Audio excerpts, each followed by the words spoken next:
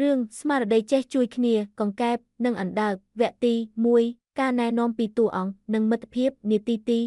04កាលពីព្រេងនាយនៅតាមជាយព្រៃជ្រៅមួយមានត្រពាំងទឹកដ៏ធំមួយដែលមានទឹកថ្លាយ៉ងនិងពោរពេញទៅដោយផ្កាឈូកបង្អួតសម្រស់នៅទីនោះមានមិត្តភក្តិពីរនាក់រស់នៅយ៉ាងសុខសាន្តជាមួយគ្នាគឺកង្កែបបៃតងឈ្មោះកន្ទប់និងអណ្ដើកឈ្មោះទៅ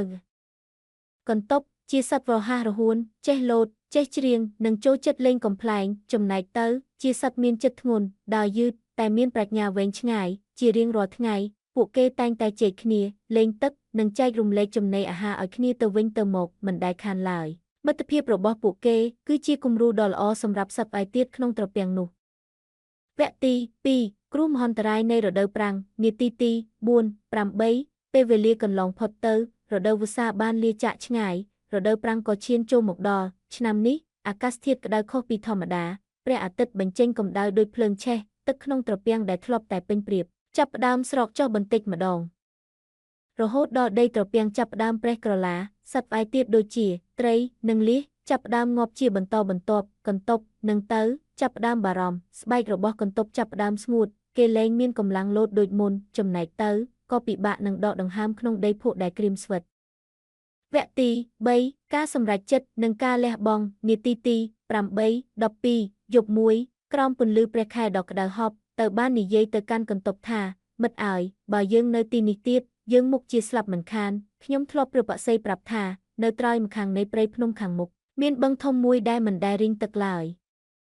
យើងត្រូវតែទៅទីនោះកន្ទប់អបទាំងអស់កម្លាំងប៉ុន្តែតើអើយខ្ញុំលែងមានកម្លាំងលោតហើយស្បែកខ្ញុំស្ងួតខ្លាំងណាស់ខ្ញុំច្បាស់ជាស្លាប់តាមផ្លូវមិនខានបើគ្មានទឹកកកែវស្រោចស្រពទេនោះក៏តើគិតមួយសន្ទុះរួចនិយាយយ៉ាងមុតមមកុំបារម្ភឯងឡើងមកដេកលើស្នូករបស់ខ្ញុំមកទោះបីខ្ញុំដើរយឺតប៉ុន្តែស្នូករបស់ខ្ញុំរឹងមាំខ្ញុំនឹងការពារឯងពីកម្ដៅដីហើយយើងនឹងទៅរកប្រភពទឹកនោះជាមួយគ្នាវគ្គទី4ដំណើរផ្សងព្រេងពោពេញដោយគ្រោះថ្នាក់នាទីទី